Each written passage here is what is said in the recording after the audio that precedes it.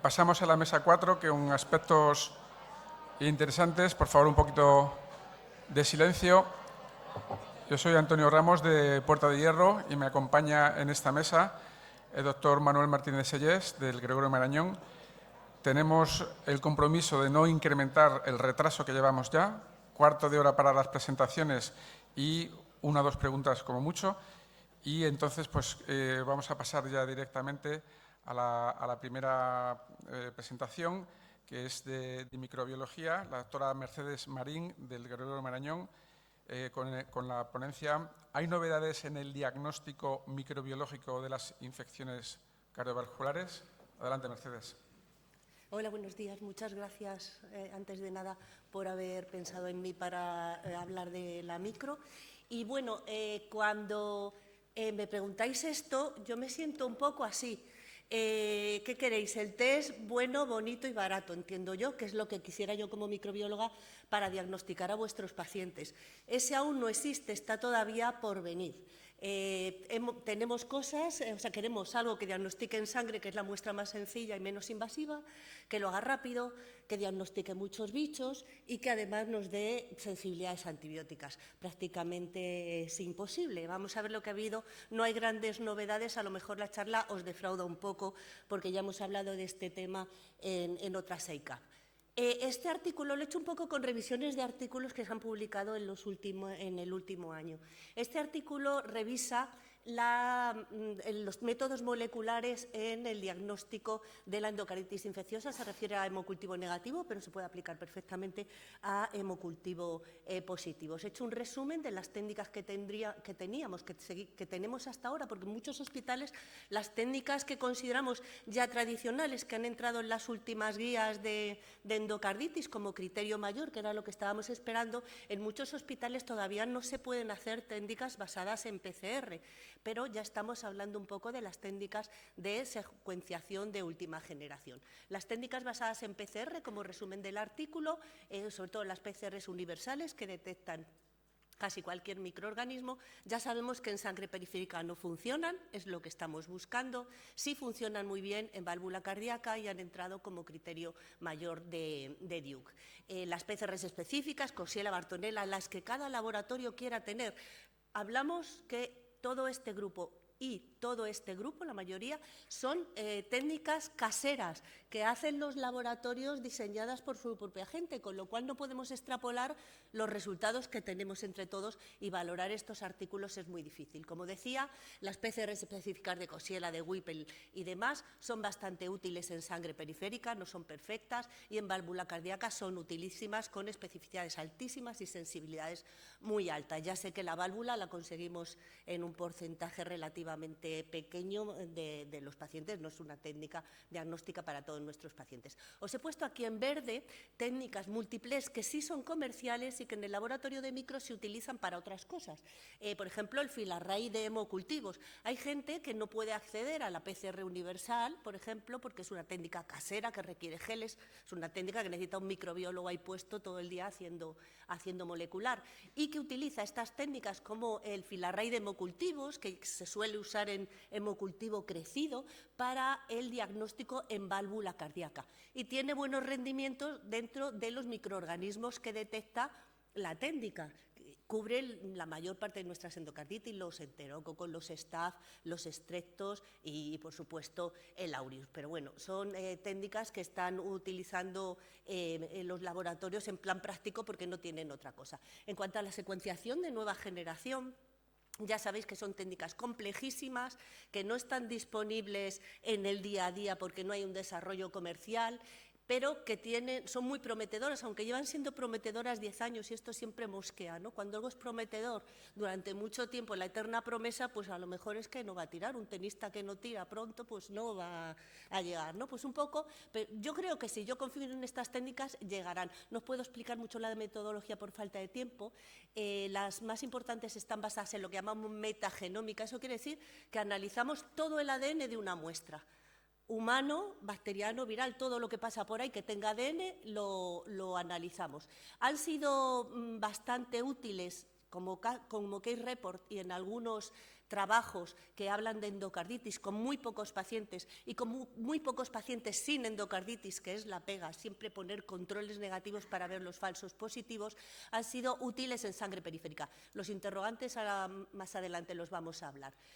Estas técnicas son muy complejas porque al detectar ADN humano en válvula cardíaca, que sería mucho más fácil porque hay más microorganismos, mucho más que en la sangre, funcionan relativamente mal porque hay mucha interferencia de DNA humano. Funcionan mejor en sangre periférica y sobre todo en la sangre, o sea, sobre todo en el plasma.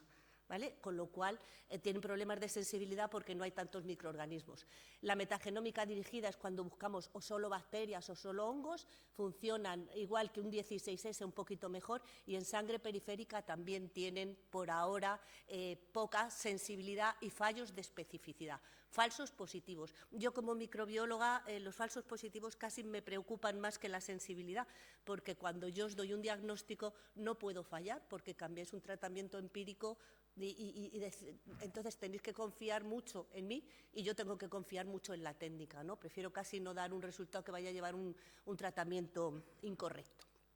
Las de secuenciación de genoma completo que os ponía aquí, VGS, os confundiréis los términos, esto es más completo y abarca la metagenómica, secuenciación de última generación metagenómica y secuenciación de genoma completo. Quiere decir que cuando tengo una cepa, la secuencio y veo todo lo que le pasa a la cepa. Mecanismos de resistencia, mecanismos de patogenicidad, etc. Esto no aplica ahora que estamos hablando un poco de diagnóstico. Bueno, este trabajo es del grupo, de un grupo, no recuerdo bien el hospital, pero la técnica es el famoso Carius que todos quisiéramos tener en Europa. La técnica de Carius es una técnica comercial, esta sería comparable entre hospitales, que es de metagenómica y se realiza en plasma libre de células, con lo cual la sensibilidad la tiene relativamente buena. Este es un trabajo muy completo porque los trabajos previos que habían hecho adolecían de controles negativos. En este caso tienen 136 casos de sospecha de endocarditis que van pidiendo la técnica, no la hacen en el laboratorio micro, se manda a un centro a hacer, piden la técnica a 136 pacientes y luego cuando hacen el estudio ya retrospectivamente de si tenían o no endocarditis, 66 resultan con endocarditis y 70 no tienen endocarditis. En los 66 con endocarditis diagnostican 18 pacientes que tienen micro negativa, la micro es la mejor micro que se puede hacer con todo tipo de molecular. En 20 pacientes consiguen un ajuste de tratamiento, pero lo que nos preocupa, lo que os decía, en 20 de 70 pacientes, tanto de los que tienen endocarditis como los 70 que no tienen endocarditis, tuvieron detecciones que no consideraron significativas y que consideraron difíciles de interpretar, que es lo que os quería decir. La técnica funciona bien, con sensibilidades del 60%, hablamos de sangre periférica, el 100% es muy difícil de conseguir, una especificidad que en mi opinión es un poco baja para un test diagnóstico, valores predictivos del 60%, tanto el negativo como el positivo. Es una técnica, los mismos autores establecen un algoritmo de uso, he de decir que la técnica solo la pueden hacer en Estados Unidos, en Europa todavía no hay ninguna empresa que la realice, son 2.500 euros por paciente por muestra de sangre. Entonces hay que pensarse muy bien cómo usar este algoritmo. Ellos, lo que les honra por su parte, es que basan todo en el hemocultivo, que es nuestra técnica gold estándar en este momento. Esperan al hemocultivo 48-72 horas a ver si es positivo y si es positivo siguen la ruta tradicional diagnóstica, añadiendo molecular o no añadiéndola. Os recuerdo que en los test moleculares el ADN de los microorganismos, aun en tratamiento antibiótico, puede permanecer un tiempo. En hemocultivos suele permanecer alrededor de 3 días, dependiendo de si se consigue controlar el foco o no, pero en los test moleculares puede permanecer hasta 38 días si el paciente no se opera. Si se quita la válvula, la cantidad de microorganismo, bueno, de ADN, ya no es microorganismo vivo, baja. Entonces tenemos tiempo para esperar a ese diagnóstico. Entonces, si el hemocultivo es negativo, se pone en marcha toda la batería de habitual en sangre, que fundamentalmente son serologías y extender la incubación del hemocultivo, y si esperamos que el paciente se opere porque tiene indicación para ello, esperamos a la válvula, que es la que nos va a dar el diagnóstico. Si tenemos la válvula, va a micro tradicional, y si no tenemos la válvula en esas 48 o 72 horas, ya hacen el Carius, ¿vale? Entonces, bueno, un test que todos quisiéramos tener, bastante más barato, pero que por ahora es un sueño. De deciros, sin ningún interés comercial, que hay una empresa que nos ha ofrecido algo parecido, pero que está casi sin evaluar, que se llama Microgen Diagnostics. Si alguno quiere contactar con ellos, me escribe y yo les mando el contacto.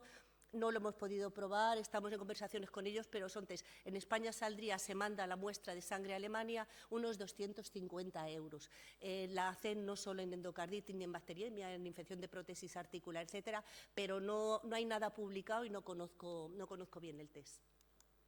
Bueno, estos dos artículos son un resumen, si os interesa, de los métodos moleculares en endocarditis, fundamentalmente haciendo hincapié a eso que hablábamos de la metagenómica que ya presentamos en otras SEICAP, y yo he intentado haceros un resumen, que no voy a comentar entero por falta de tiempo, de lo que aportaría un poco cada técnica. Tenemos las PCRs específicas de Coxiella, Wiper, Enterococo aureus, lo que queramos hacer, porque lo diseñamos desde el laboratorio, se pueden hacer en sangre y en tejido, son muy buenas en tejido, pero en sangre tienen unas sensibilidades bastante bajas, depende del estudio, porque ya os digo que son caseras.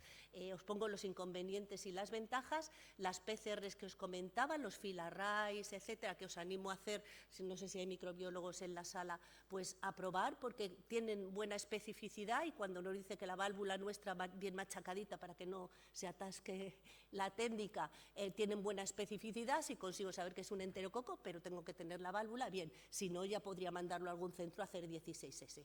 El 16S, que ha entrado como criterio de Duke, no funciona bien en sangre y funciona bastante bien en tejido, aunque alguna vez no nos da el diagnóstico por falta de sensibilidad cuando ha habido un tratamiento largo o tenemos tejidos muy pequeñitos. Y ahora vamos a las que suelen interesar más, que son las modernas, las basadas en metagenómica. Esta de aquí es metagenómica casera. Hay que tener un bioinformático, hay que tener plataformas de secuenciación, hay que tener dinero, a veces hay que tener tiempo porque tardan de 3 a 5 días, es muy complejo el análisis, y lo peor para mí es que tienen todavía falsos positivos. La sensibilidad en sangre para ser una sangre no está mal, y las especificidades son las que varían muchísimo. Si las tenemos, hay que interpretarlas con precaución en un grupo multidisciplinar. Ahí tenemos que estar todos a una, porque las lecturas no son sensibles, porque detectan todo el ADN que pasa por ahí. Y bueno, el Carius, como os he dicho, en plasma, con sensibilidades entre el 60 y el 70% y especificidades entre el 70 y el 100% en algunos trabajos.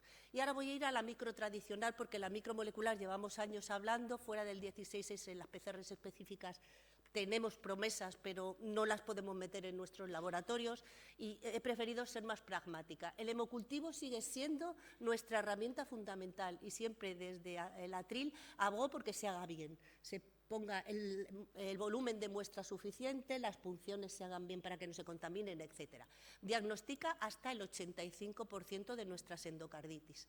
Es verdad que cuando hay tratamiento antibiótico previo, pues no.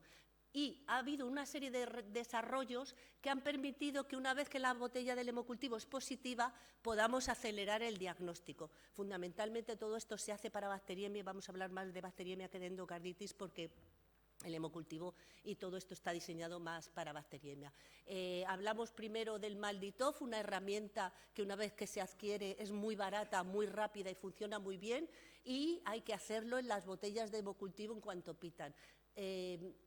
Una vez que ha pitado una botella de hemocultivo vamos a poner 13 horas, se pueden tardar menos de media hora en saber qué microorganismo es entre el Gram y el Malditov, y luego alguna técnica molecular asociada para ver mecanismos de resistencia o algún otro término. Esto está siendo, para mí sí que esto ha sido una revolución hablo de bacteriemia, pero por supuesto la endocarditis es una bacteriemia, pero mi sorpresa es que todavía todos los hospitales no lo tienen introducido. Tienen el MALDI, pero no hacen el MALDI de botella con toda la frecuencia que quisieran, y en muchos centros no está 24/7. ¿Vale?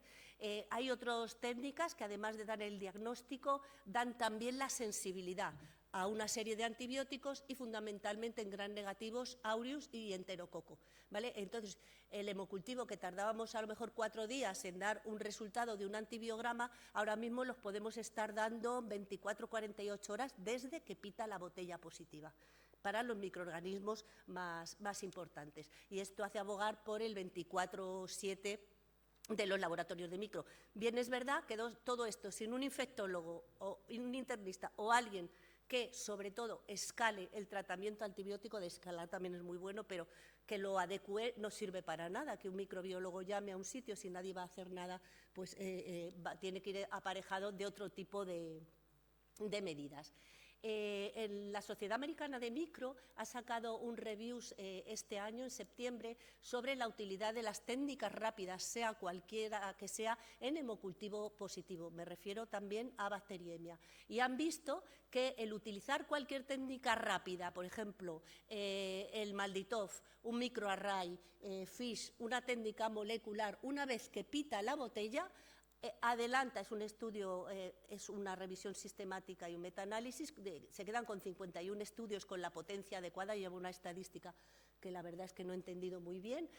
El tiempo hasta la terapia dirigida disminuye entre 18 y 26 horas con una significación estadística.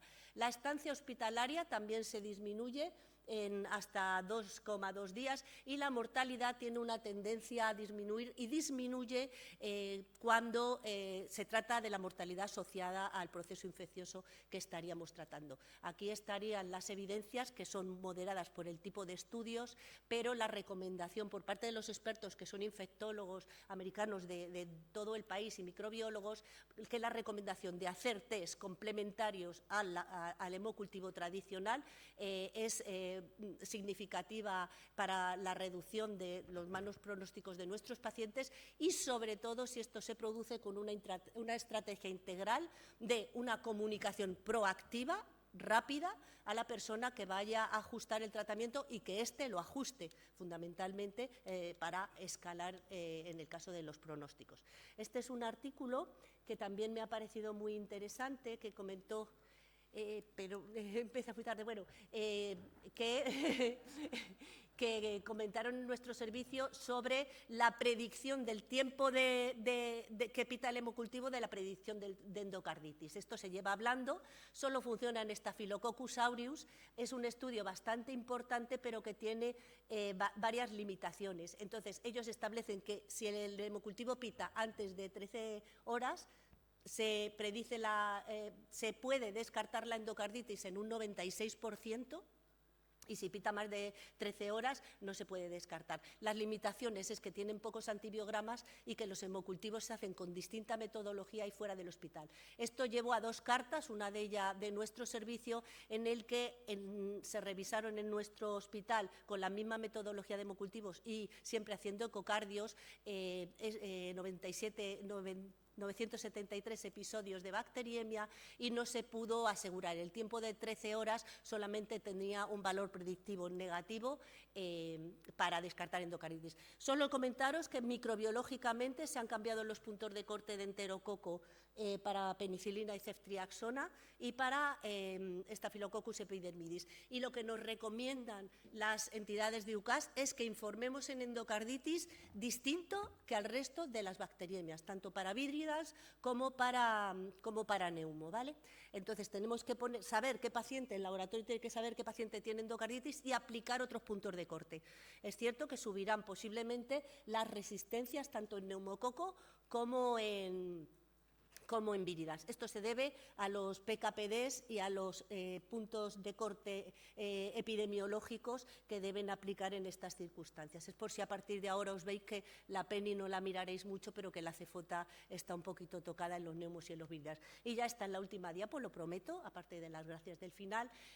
Recordaros, lo he puesto un poco como recordatorio de que en el Eurosurveillance de 2022 hubo un warning sobre que algunas bioprótesis estaban contaminadas con Mycobacterium chelone. Entonces han publicado ya el artículo que es este, del estudio que siguió al surveillance de estas prótesis en Alemania, Francia y Suiza. Empezaron viendo 3 pacientes a los que se les destruían las válvulas y tenían que ser operados, eran unas bioprótesis de esta marca, y se veían por FISH, por tinción ácido alcohol resistente, micobacterias, y tanto el FISH como la secuenciación del 16S determinaban que eran Mycobacterium chelone. Años después ven otros 6 pacientes, le falla la prótesis, la quitan y también son positivas. Los pacientes eran precoces, desde 12 días hasta 4 años, y posteriormente estudian 296 muestras que tienen de todos, es un compendio de hospitales de estos 3 países, y ven que encuentran solamente otros 3 pacientes.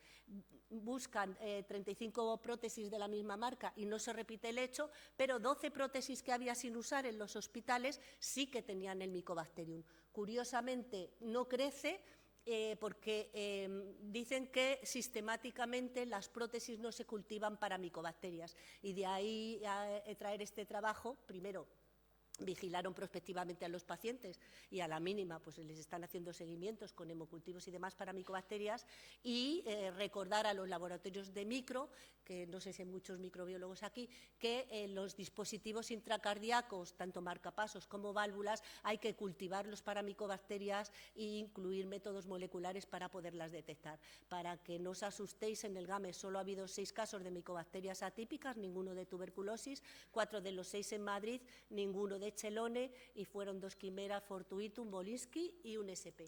Y muchas gracias.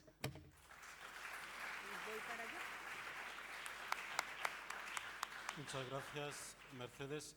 Las preguntas las haremos al final de la mesa y a continuación Jorge Calderón del Hospital Puerta de Hierro va a tener su ponencia. Es verdad que los temas de las ponencias son bastante distintos, pero bueno, vamos a guardarnos las preguntas para el final. Cuando quieras, Jorge. Pues muchas gracias. A ver si se pone la ponencia. ¿Podéis poner la ponencia? Ahora. Muchas gracias al comité por contar conmigo para esta interesante charla, en la que intentaré ver si efectivamente hay una diferencia muy importante entre que el paciente que tengamos cumpla criterios de endocarditis definitiva o que por contra se queden criterios de endocarditis posible. Es un tema que a todos yo creo nos ha pasado, nos hemos enfrentado a este tipo de pacientes en la práctica clínica y a todos nos ha pasado que nos ha generado muchas veces dilema. Intentaré acortar algunas cosillas de la presentación. Empezaré explicando cómo llegamos nosotros al diagnóstico de endocarditis. Sabemos que usamos los criterios de Duke desde aproximadamente hace ya unos 30 años. Estos criterios, antes de ellos, el único método posible de diagnosticar certeramente la endocarditis era la anatomía patológica, era la cirugía o era la autopsia. Duke, o los investigadores de Duke, propusieron que también se podía llegar al diagnóstico clínico. Y a este diagnóstico clínico podíamos llegar bien por criterios mayores o bien por una combinación de criterio mayor más criterios menores. Su propuesta me parece bastante elegante en el sentido de que distinguía los criterios mayores, que eran aquellos que se basaban en demostrar la propia definición de endocarditis. Un criterio microbiológico demostraría la infección, un criterio de imagen generalmente demostraría la afectación endocárdica. Si no llegábamos a cumplir estos 2 criterios mayores, los investigadores proponían que si reuníamos una serie de criterios menores, una serie de características clínicas, microbiológicas o de imagen, en algunos casos, que fueran compatibles, si reuniéramos una cantidad suficiente, pues también podíamos llegar a un diagnóstico definitivo de endocarditis. Si no llegáramos a ello, si no llegáramos a cumplir tantos criterios menores, nos quedaríamos en la clasificación de endocarditis posible. Claro. Esto nos ha permitido muchas ventajas, usar los criterios de Duke nos ha permitido muchas ventajas, sobre todo nos ha facilitado el diagnóstico, permite un diagnóstico clínico en un porcentaje muy alto de los casos, también nos permite homogeneizar los estudios clínicos, la investigación, pero tiene este inconveniente y tiene esta clasificación posible que ya desde que se crearon estos criterios argumenta en contra de esta clasificación, porque aquí entra un grupo muy heterogéneo de pacientes, pacientes falsos positivos, pacientes falsos negativos, pacientes que muchas veces no sabemos qué es lo que tienen. Y para intentar distinguir este grupo, para intentar ver qué pacientes componen este grupo, lo que he hecho es irme a la base, irme al estudio de Duke, y ya en este estudio, ya en esta propuesta se decía que en estos pacientes no es una categoría única, no es un paciente único, sino que entrarían muchos perfiles de pacientes distintos, muchos muchos perfiles clínicos completamente distintos y con posibilidades muy distintas de tener endocarditis, desde pacientes en los que estamos seguros que la tienen a pacientes en los que estamos casi seguros que no la tienen. Para mí, los pacientes que generan más dilema clínico entrarían sobre todo dentro de dos categorías: pacientes que tenemos infecciones demostradas con características de infección endovascular en lo que no llegamos a demostrar la afectación endocárdica, es decir, tenemos el criterio microbiológico mayor y 1 o 2 criterios menores, y pacientes en los que tenemos afectación endocárdica demostrada, criterio mayor de imagen, pero no llegamos a demostrar que esa afectación endocárdica sea por una infección, endocarditis sin demostración infecciosa. Otros pacientes para mí quizás deben de ser o serían más bien marginales. Podemos hacer consenso, podemos saber y hacer un documento, hacer unas guías sobre qué hacer con este conjunto de pacientes. Yo creo que no. Si miramos nuestras guías actuales de 2023 e incluso las anteriores, la única recomendación que hay en endocarditis posible es que nos esforcemos al máximo posible en hacerlas definitivas, que repitamos estudios de imagen, que ampliemos estudios microbiológicos, que hagamos pruebas de imagen corporales para buscar un embolismo que nos dé un criterio menor adicional, es decir, esforzarnos en que este paciente con un criterio mayor y 2 menores consigamos tener esos 3 menores. ¿Qué pasa cuando no ocurre esto? No hay ninguna recomendación. Es cierto que hay un documento de consenso que está actualmente en marcha y en el que estoy seguro que varios de nosotros hemos participado, en los que se nos ha preguntado, y ya están todas las preguntas hechas, sobre 63 escenarios clínicos para ver un poco cuál sería la recomendación de los expertos.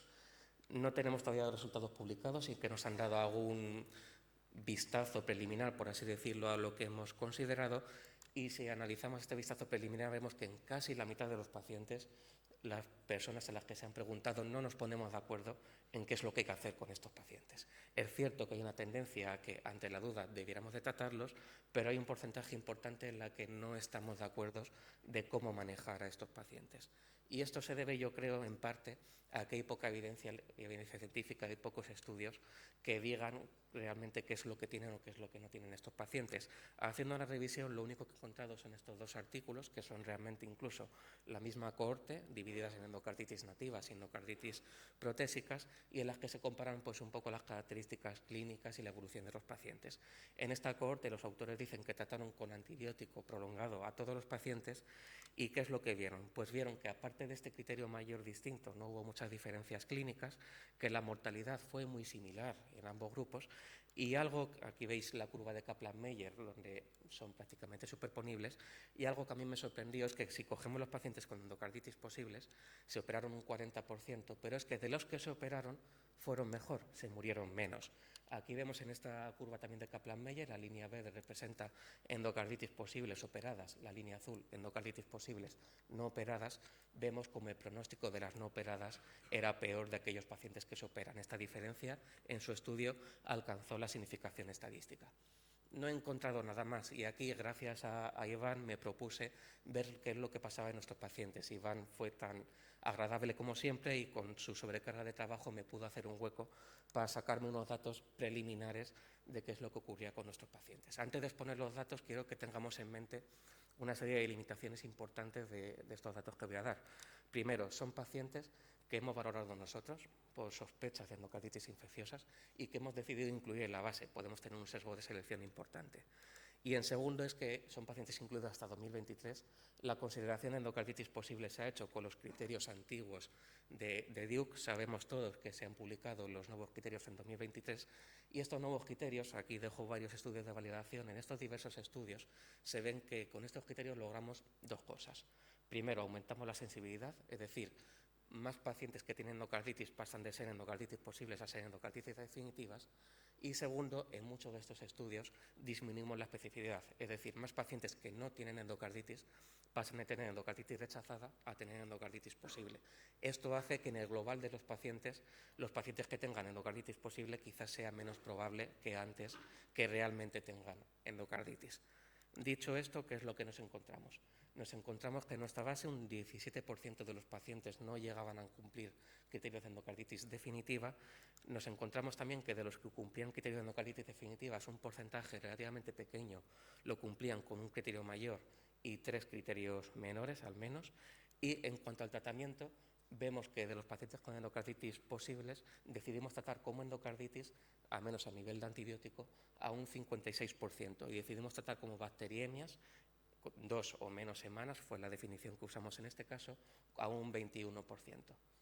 ¿Qué es lo que pasaba con los pacientes? A un primer vistazo en esta comparación podemos pensar que son pacientes radicalmente distintos. Vemos todas las PES 0,001, diferencias importantes en edad, en sexo, en comorbilidad, en tipo de válvula, en etiología, en las pruebas de imagen y en todas las manifestaciones clínicas clásicas. ¿Qué es lo que pasa en el pronóstico?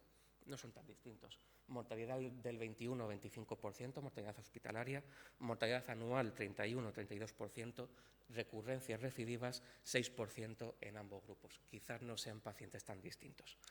Cuando comparamos por distintos tipos de endocarditis definitivas, vemos que estas diferencias clínicas se mantienen o se acentúan en aquellos pacientes con 2 criterios mayores o con criterios patológicos, pero que prácticamente todas estas diferencias, cuando los comparamos con pacientes con un criterio mayor y 3 menores, todas estas diferencias, tanto en comorbilidades y la mayoría de las diferencias clínicas o de etiología, realmente desaparecen.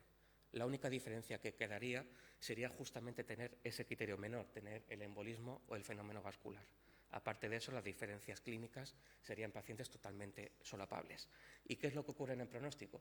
Se operan el mismo porcentaje, 30%, mortalidad tanto en el hospital como a un año calcadas y recidivas también muy similares. Quisimos ir un poquito más allá y comparamos en función del criterio que cumplían, de si eran endocarditis por imagen o endocarditis por cultivos.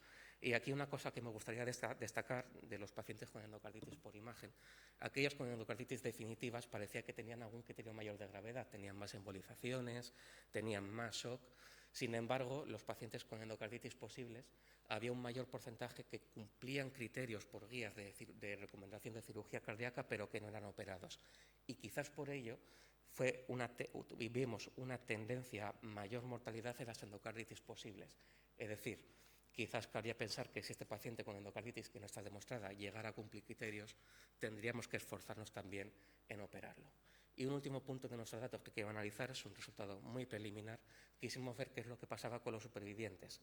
Si los tratábamos como endocarditis, 4 o 6 semanas según eran nativas o protésicas, o como bacteriemias, 2 o menos semanas. En mortalidad es cierto que no hubo diferencias, pero si vemos las recurrencias, aquellos que fueron tratados como si fueran bacteriemias sin endocarditis tuvieron un porcentaje casi el doble de recurrencias que aquellos pacientes que se trataban con antibiótico como si fuera endocarditis. No llegamos a la significación estadística, pero es un dato quizás para pensar y para reflexionar. ¿Quiere decir esto que tenemos que tratar a todos los pacientes como si la tuvieran? Yo creo que no.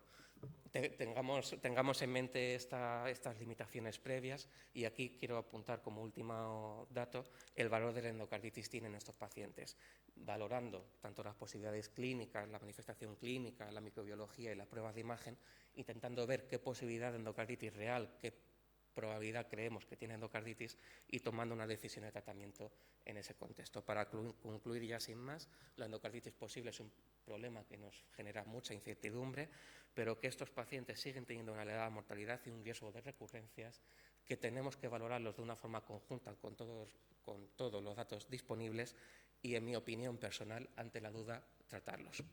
Muchas gracias. Aquí dejo un poco de propaganda de un próximo curso que vamos a hacer en nuestro hospital sobre manejo multidisciplinar de endocarditis. Muchas gracias.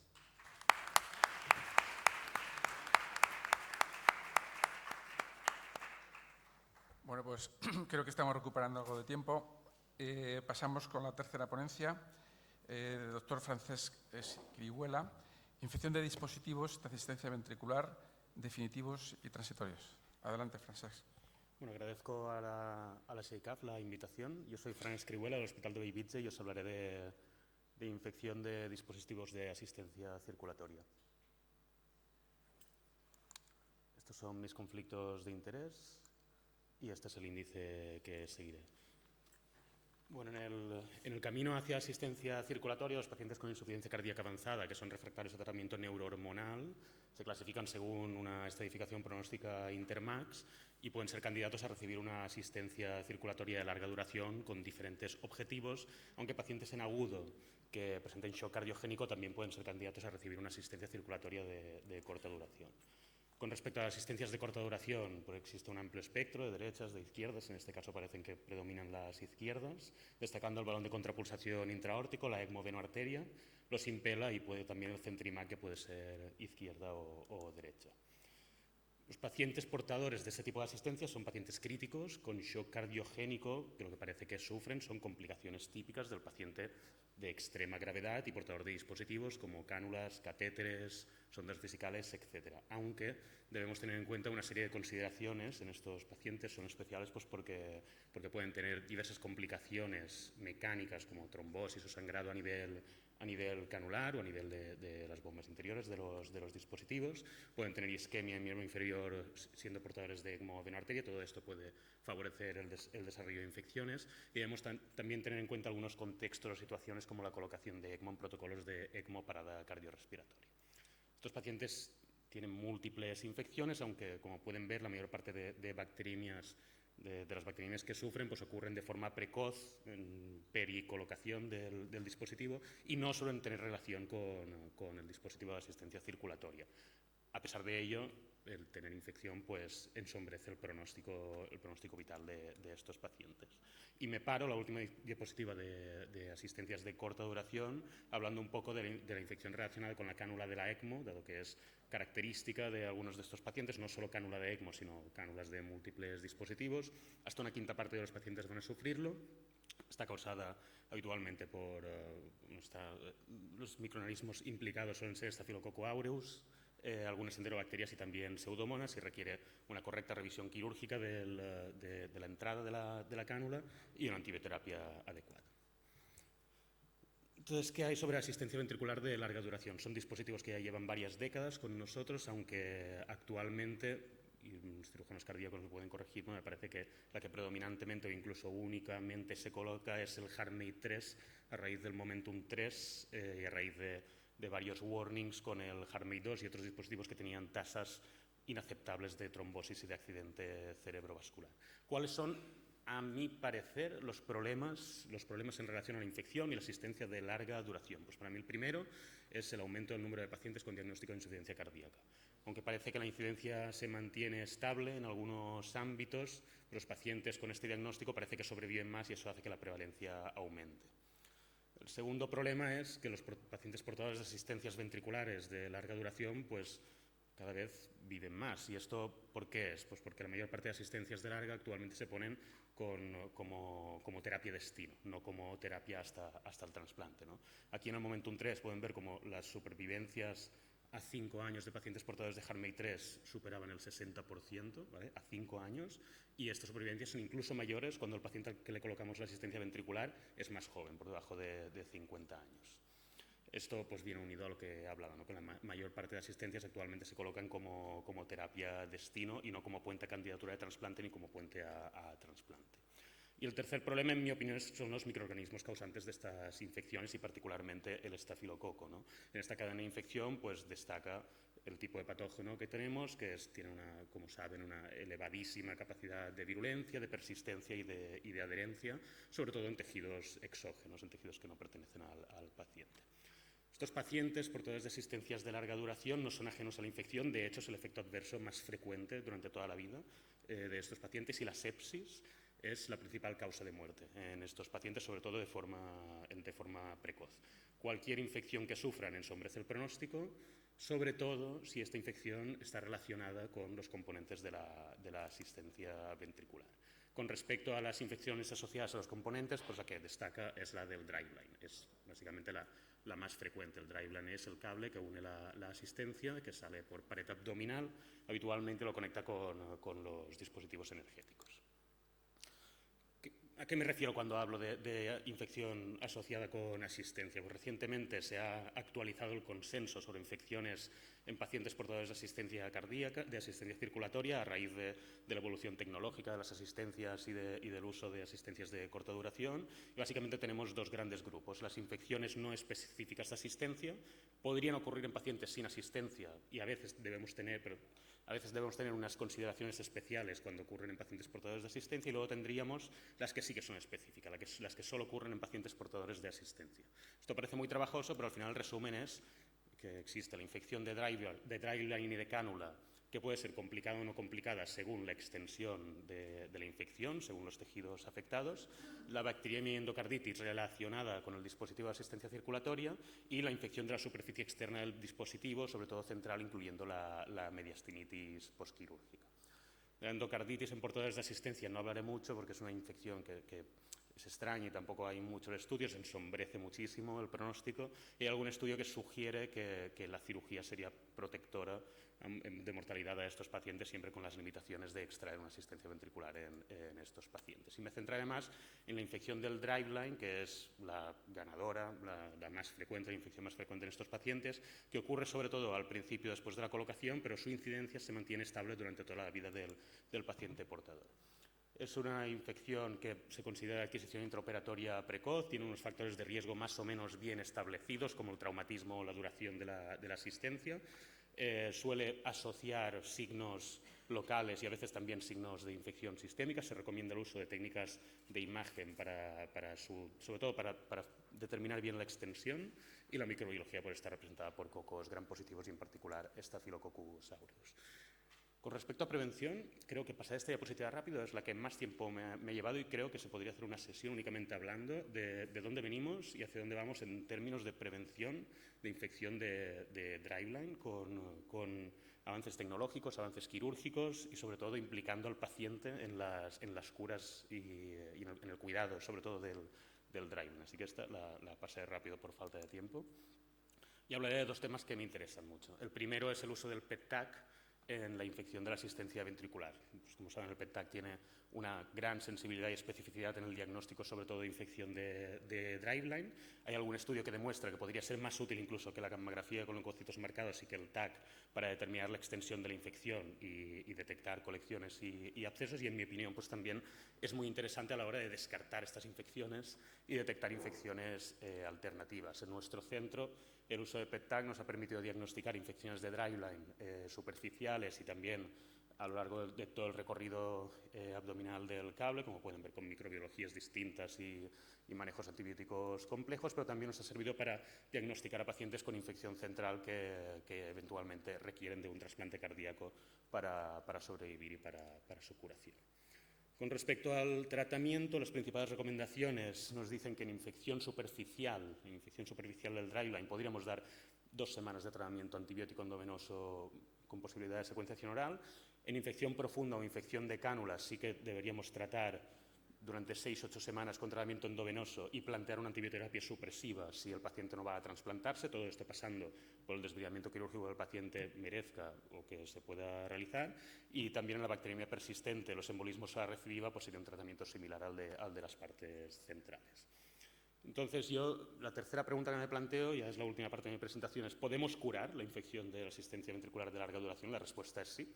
Trasplantas al paciente, le das un poco de antibiótico, el paciente se cura. Y el principal problema, la principal limitación es que estos pacientes es difícil trasplantarlos pues porque reciben la asistencia ventricular como terapia destino y ya no son candidatos a recibir un trasplante. Con lo cual se pone sobre la mesa la terapia supresiva, con sus ventajas y sus desventajas. Puede prevenir la recidiva o alargar el tiempo hasta la recidiva y evitar que al recidivar los microorganismos aumenten CMIs a los antibióticos utilizados, contra los efectos adversos de la antibioterapia, incluyendo las superinfecciones. Esto me lleva pues, a mí a plantearme con cada paciente si debo suprimir o no debo suprimir a este paciente. Y con ello pues, me he leído lo que espero sea toda la bibliografía que existe sobre terapia supresiva en estos pacientes. Si conocen alguno más, pues por favor envíenmelo y lo presento el año que viene. Y me ha sido muy difícil clasificar estos artículos en una u otra parte. ¿Por qué? Porque, como dijo el doctor Cuervo ayer, parece que lo más importante es seleccionar bien al paciente, ¿no? Entonces, todos estos estudios son observacionales, retrospectivos, sesgo de indicación. Algunos estudios parece que en la infección superficial la terapia supresiva no tendría mucho papel, dado que pueden curarse y si van a recidivar lo harán incluso con terapia supresiva, probablemente porque no es una infección superficial. Y a favor, pues los pacientes con infección por Staphylococcus aureus parece que son los que más se benefician de mantener antibiótico de forma prolongada y particularmente si esta infección tiene relación con la asistencia ventricular, ¿no? Y no se trata de una bacteriemia proveniente de otro foco identificado. En relación a esto último, pues pongo el estudio japonés en el que la terapia supresiva disminuyó mucho la recidiva en forma de bacteriemia de estos pacientes, bueno, en forma de bacteriemia, en forma de infección local, aunque este efecto solo se observa en pacientes que tenían infección específica de asistencia ventricular. Incluso algún autor se atreve a plantear un algoritmo de tratamiento en el que no entraré, pero que básicamente es lo que hemos explicado antes. Y con respecto a la antibioterapia supresiva, pues me parece de particular interés este estudio en el que describe a 13 pacientes que tenían infección ya recidivada de driveline. Algunos habían hecho incluso 3 o 4 recidivas, que reciben como tratamiento supresiva, aparte del desbridamiento correspondiente, pues reciben dalbavancina en pauta de 1.500 miligramos los días 1 y 8, repitiéndola cada 6 semanas, y como ven, pues ninguno de estos pacientes recidivó después de pasar un periodo de varias recidivas tomando otros antibióticos o sin tratamiento supresivo. Entonces, ¿qué nos depara el futuro? Pacientes, me parece que diferentes, no sé si serán más complejos, desde luego serán diferentes. Nuevos dispositivos conllevarán probablemente también nuevas infecciones y nuevos patógenos. No hemos hablado de cándida o de micobacterias, de lo que ha habido algunos estudios recientes, e incluso nuevos dispositivos de asistencia circulatoria de corta duración ambulatoria. ¿Y qué oportunidades tenemos? Técnicas, tanto técnicas quirúrgicas como abordajes mínimamente invasivos en la colocación de las asistencias ventriculares, el desarrollo de dispositivos que tengan los reservorios energéticos completamente internalizados con transferencia energética transcutánea. Existe algún estudio en el que ya se ve que algunos pacientes que recuperan función miocárdica con el tratamiento neurohormonal pueden ser explantados, se puede explantar la asistencia ventricular permitiendo la supervivencia posterior, aunque esto todavía, el ensayo clínico me parece que todavía está en marcha. Y yo creo que hay dos aspectos en los que deberíamos mejorar con respecto a asistencia y a investigación, que es el uso de PET-TAC como seguimiento en pacientes que reciben un tratamiento supresivo, ¿no? Y ver si es útil para decidir la discontinuación de la antibioterapia, y coger experiencia, probablemente con estudios prospectivos, en el uso de terapias supresivas y en el uso de fármacos long-acting en estos pacientes. Y esto es todo. Muchas gracias.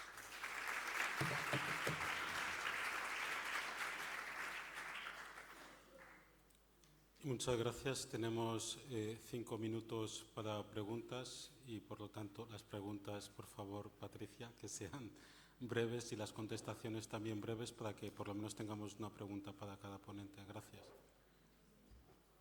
Jorge, me ha gustado mucho tu presentación y es una realidad lo que refleja, pero a mí lo que me sorprende es que se registre un caso o 20 y tantos casos como endocarditis posible, pero se trata en 2 semanas. Nosotros, cuando decidimos tratar las 2 semanas, no las registramos como endocarditis.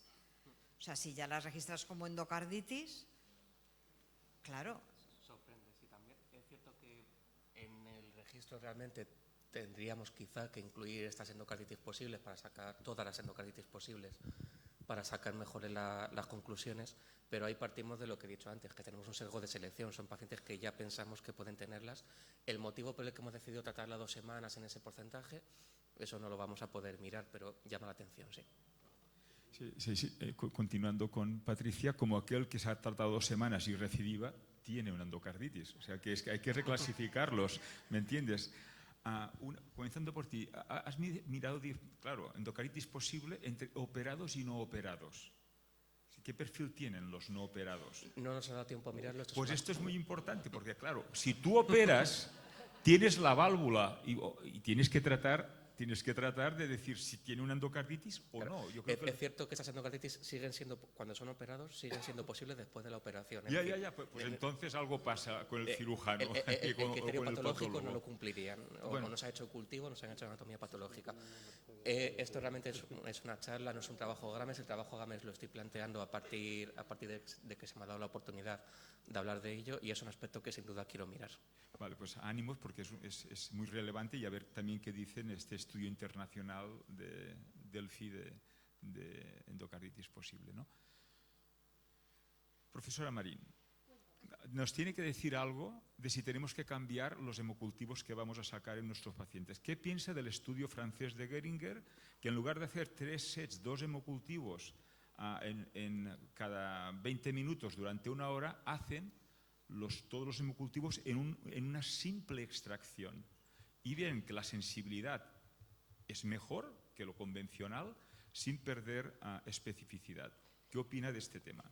Yo no soy experta en hemocultivo, ya sabes que soy experta en molecular. Tengo ahí a mis jefes que se saben mejor este tema, pero creo que lo importante es el volumen. Creo recordar que lo hemos comentado en una bibliográfica del servicio, y si tú sacas uno con mucha sangre, a mí me cuesta un poco verlo, pero si sacas uno con mogollón de sangre, pues a lo mejor sí, porque lo importante parece ser no el timing, ¿no?, sino el volumen de sangre que pones en el hemo. De una sola vez, ¿no? Es que el estudio de Erger es un solo pinchazo y rellena los 6 hemocultivos. Y por supuesto compararon eso. No. Los datos están allí y perdona, esto puede ser motivo de discusión. Y lo que dice Jorge, que se metan pronto en las máquinas, porque luego también tenemos mucho follón de lo llevo a otro laboratorio externo, como alguno de los artículos que yo he leído, el de los Aureus, que lo he leído muy deprisa, que lo llevan a un laboratorio que está a 7 kilómetros, con lo cual, ¿vale? A lo tuyo, ¿Nanopore o Illumina? ¿Y qué piensas de la PCR digital?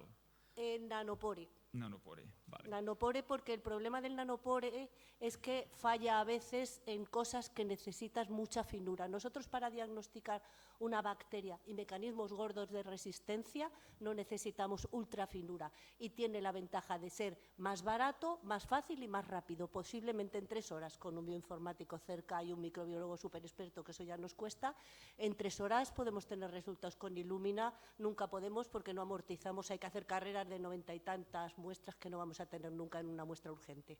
Nanopore. Perfecto. Fran, ¿hay alguna en esto? José María, ya la última, ¿eh? No, la última. No. ¿Hay algún? Has explicado una excelente revisión, chico. ¿Fagoterapia en esta población podía tener algún papel? ¿Hay algo? Tú que te lo has revisado todo, ¿crees que? Porque claro, es una situación realmente que es irreversible, ¿no? Tienes el biofilm toda la vida y tienes que evitar recurrencias, ¿no? ¿Tú crees que puede haber un papel allí en un futuro para la fagoterapia? Sí, correcto. Estaba en la diapositiva final como una de las oportunidades. ¿Hay algún caso reportado sobre uso de fagoterapia tópica en pacientes con infección de Dribland? Y nosotros nos estamos proponiendo entrar en un ensayo clínico con respecto a esto, pero de momento no hay resultados, no hay los mismos resultados que en el resto de infecciones en los que se intenta utilizar la fagoterapia. Muy bien. Yo, antes de pasarle la palabra a Antonio para que cierre la mesa, quería hacer algún comentario más que pregunta a Mercedes. O sea, es verdad que esto del Carius, como es muy Carius, yo creo que no nos va a llegar, ¿no?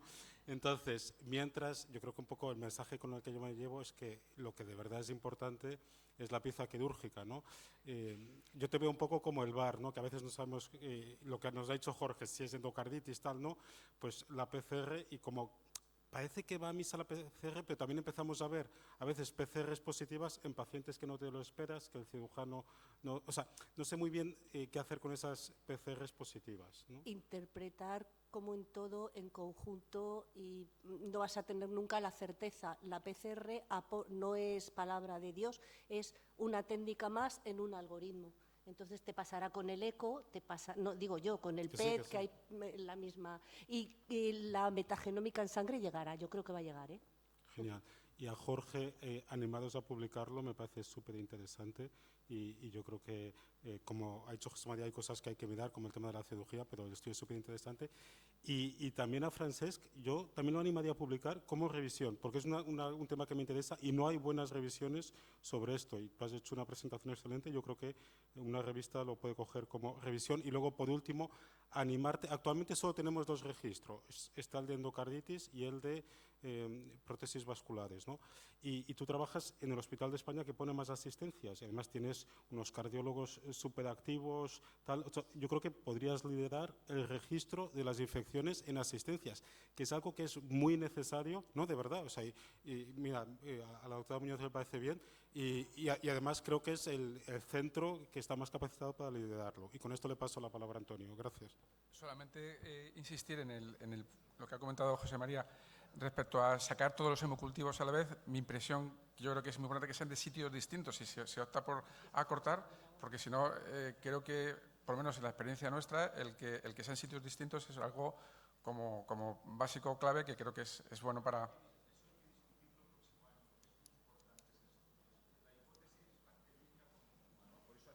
2 y 2, pero ellos deciden sacar los 3 sets de una tacada y es que aumentan el rendimiento porque hay más volumen sin perder especificidad y la carga de trabajo para enfermería y para el paciente es mucho Pero mucho si se menor, contamina el primero o el único, la ¿no? hemos fastidiado. No tienen contaminación. Ah, Leeros el bueno. paper. Es un Clinical Infectious Diseases. que sí. 8 estudios. Hay que discutirlo. Sí, y luego, para Francesc, la ultimísima cuestión. Pros cons para el año que viene. Sí, la ultimísima cuestión para Francesc.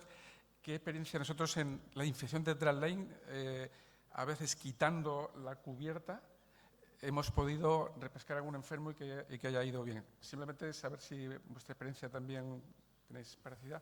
En nuestro caso se han propuesto algunos pacientes para algún tipo de técnica quirúrgica, no quitar la cubierta, que también esto está reportado que podría funcionar, sino uno para trasplante, que se acabará trasplantando, el otro para cambio de la distribución del dryland, pero por desgracia estos pacientes a menudo se los tienes que mantener con antibioterapia supresiva.